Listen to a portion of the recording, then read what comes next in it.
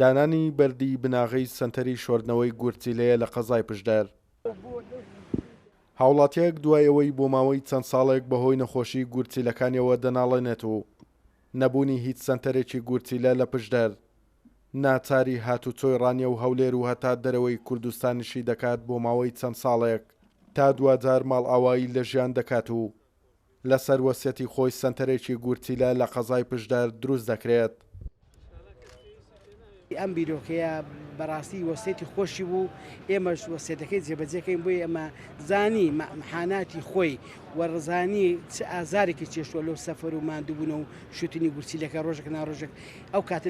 لە ڕانیش نەبوو کە کاک مەلا محەمموود دەچوو هەولێر بۆیە بیرۆکەمان ڕاستی شارەکە شارێکی خۆمان خۆشمان دەوێت و ئەم نەخۆشی زۆر ئێستا باوەڕکە حەفدە نەخۆشیەیە لەم شارە ڕۆژان دەستنە ڕانیە بخۆ زانیچ دەردەسەریەک و ڕێگای خەتەر و هیلاکەتی و مەسرفگرانی بۆی ئەو بیرۆکەمان داڕش کە ئەم سنتەرێکی پرۆژێکی خێرخوازیە بکرێتەوە لە شاری قەڵازێ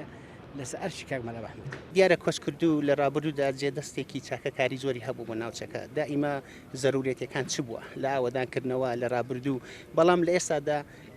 زەرورەتی ئەمڕۆ ئەوە بوو کە سنتەرێکی ئاوا زەرور بوو کە خۆشی بەو نەخۆشیە هەر سەبەب بوو کە کۆچی دوای کردووە وەسیەتی خۆشی بوو کە ئێمە لە دوای خۆی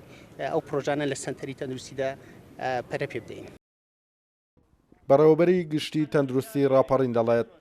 ساڵانە زیاتر لە 6500 نەخۆش سەردانی سنتەری شۆردنەوەی گورچیلەی ڕانیە دەکەن و پێویستیان بە شۆردنەوەی گورچیلەیە.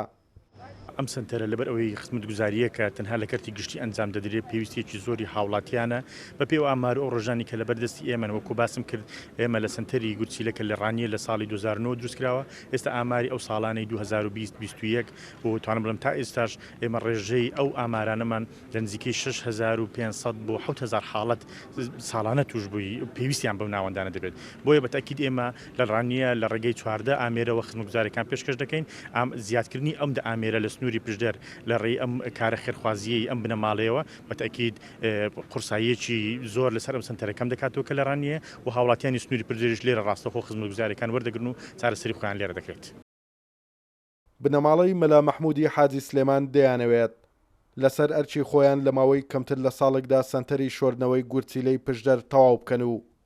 لە نزیکترین کاتدا سەرجەم خزمەتگوزاریەکانی بۆ دابین بکەن تاوەکو هاوکار بێت بۆ ئەو کەسانەی پێویستیان بەو سنتەرەیە. توانە عومەر، کورسات نیوز، قەزای پشدەر.